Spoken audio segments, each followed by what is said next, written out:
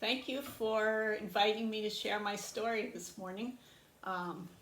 My adventures with these long canoe trips began just as I was in my late 40s. I had moved to Maine in 2003 and got married again. And my second husband took me to the Allagash for our honeymoon, and I just really fell in love with the place up there. I actually literally cried when it was time to come home and wanted to go back right away. It's just something about being up there where the river just kind of carries you along and you can decide where you want to stop for the night. And it's not really true wilderness, but they manage it to have a wilderness character, they say. And the people you meet up there are kindred spirits, the kind of people that you feel like you sit down next to them at their campfire an hour after you met them and you feel like you've known them forever. You have all the same experiences and values in common, and it's just wonderful. And I think it's that kind of a wilderness place that brings people together. And then I had a tragedy and lost my husband to a heart attack. And at that point I also had a kayak, and I started doing paddling on my own. And it wasn't until 2010 that I worked up the courage to do an overnight trip on my own. And there's a short, very family-friendly, safe overnight trip out in the Jackman, Maine area called the Moose River Bow Trip. And so I did that, and it went well. And then that year there was a student in our school who got diagnosed with bone cancer. And she really was having a very tough fight. And just through the course of wanting to know what she was going through, I started following the stories of other kids with the same kind of cancer. And I really felt moved to do something to raise money and to show my support, because it seemed like most of the people that were supporting cancer research for kids were the families that were involved. And I thought it was important to send the message that someone who was blessed by not having that in their family would raise money. So I thought up this fundraising effort called Paddle for Hope and decided to paddle across the state of Maine in my kayak. And so I did that in 2011. And the trail that I followed is called the Northern Forest Canoe Trail, and about half of it is in Maine. And after I finished that trip and had gotten that safely accomplished, I decided to try to tackle doing the entire trail. And so the trail, I have a little map here on the back of my book. I don't know if you can see it very well, but my daughter is a graphic designer, and she designed my book for me. But the trail starts in the Adirondacks in Old Forge and goes to Fort Kent, which is in northern Maine on the Canadian border on the St. John River. And so it took probably about a year of planning to get ready for the trip, and one of the things I needed to do was to buy a lighter weight boat. With the kayak, I had to make 3 trips every time I had to carry the boat to do a portage, because the trail consists of 58 different lakes and ponds and 22 different rivers and streams. And sometimes they're directly connected and you can just go from one to the other, and other times you have to portage. And there's actually a lot of portaging. Ended up being 67 different carries or portages on my trip. And so anyway, I knew I needed a lighter weight boat, so I bought a 13-foot solo canoe that's made out of Kevlar and weighed only 32 pounds.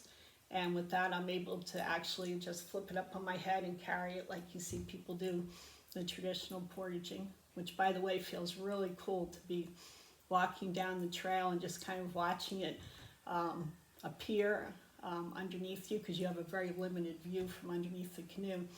But you're just all of a sudden struck with this feeling that you're doing the same thing that the native people and the early settlers have been doing for millennia, actually, on the very same trails. Because this trail is routed on what were actually very heavily traveled native routes or highways that they used for waging war and for trading and for seasonal migrations between staying at the ocean in the summer and going up in the fall to do hunting in the north. But anyway, so the trip was 53 days, and I've always wanted to write a book. So I had started 3 other books. They were all young adult books, and I didn't finish any of them. So I was determined, not only was I going to try to tackle this trail and try to do the entire thing without taking any shuttles or skipping any parts, but I was going to journal, and I was going to finally publish my book. So thanks to the kindness of so many people that I met along the way that encouraged me and helped me, and thanks to my body and canoe staying in one piece, I did make it all the way. And it took me, the trip was in 2015, and it took me about 2 years to write the manuscript, find a publisher, and do the editing and design. And the book came out in October of 2017, and it's called Upwards.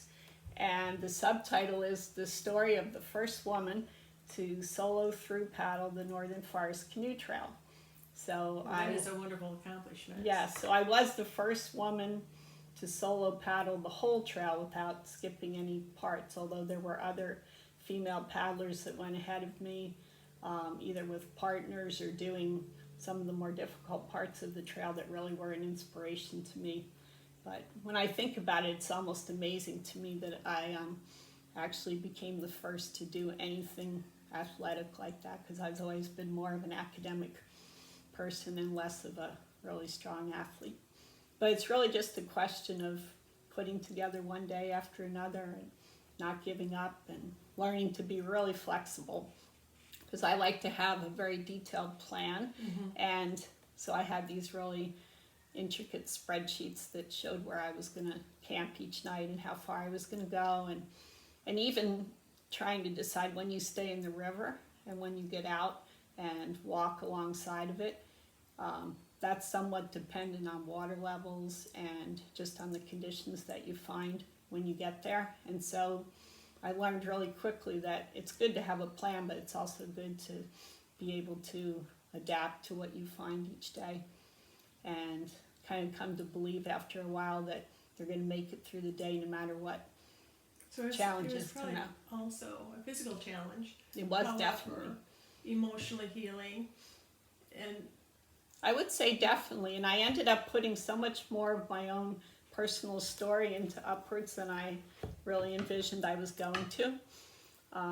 Not so much to talk about how the trip changed me, but more to talk about what I discovered about myself during the journey. And it was definitely a time to be able to just converse with myself, and every solo trip is really like that. It just gives you a chance to think about what is really important in life. Self-discovery. Yeah, self-discovery and like what direction you're going. And it's really interesting that it unfolds on a river, because I feel like life is a lot like a river.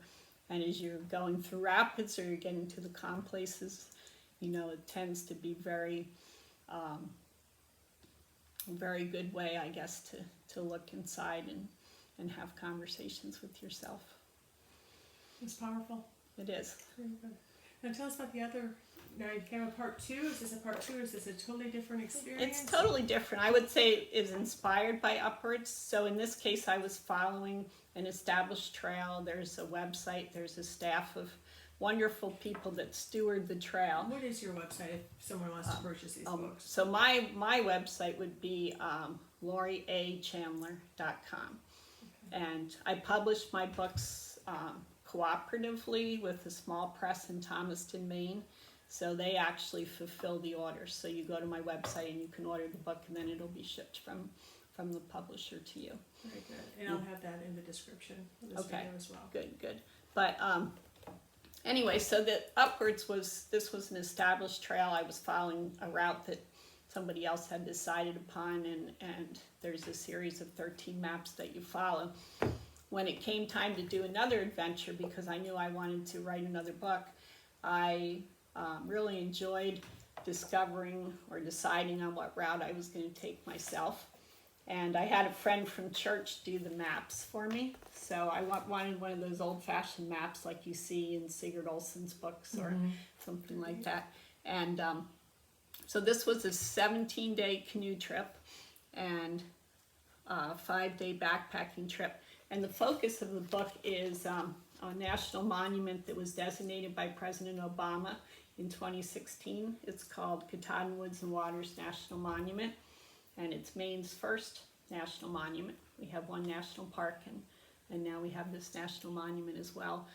And in order to be able to tell the story of how the monument came to be and put in all the information that I wanted to include about the region and the history and the environmental issues and the wildlife, I knew I needed a longer trip. So I actually started northwest of Moosehead Lake on the west end of Seboomook Lake and went a roundabout kind of new way into the Allagash Wilderness Waterway, which I had never done before, then across the top of Baxter State Park, and then down through the monument on the East Branch. Thank you, Laurie, for sharing your story with us. Is there anything else you'd like to add?